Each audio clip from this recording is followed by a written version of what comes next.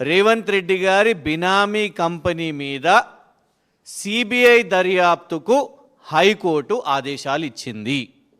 ఇది news, breaking news. KLSR అనే సంస్థ గతంలో ఎన్నోసార్లు కూడా మీతో చెప్పడం జరిగింది.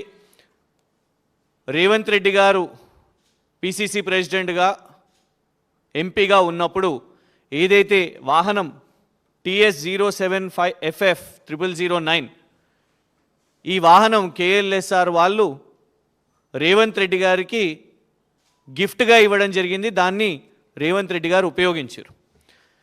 ఇక కేవలం ఒక కారు ఇచ్చినందుకేనా, లేకపోతే నిజంగానే వారిద్దరు చాలా దగ్గరి స్నేహితులా, లేకుంటే రేవంత్ రెడ్డి గారి బినామీ కంపెనీయా అని పదే పదే చాలాసార్లు కూడా అడిగినాం.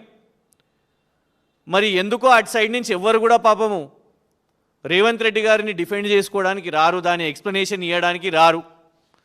ఆ కంపెనీ వాళ్ళేమో ఫోన్లు చేసి బెదిరించే ప్రయత్నం చేస్తారు, దీని గురించి మాట్లాడకండి అని.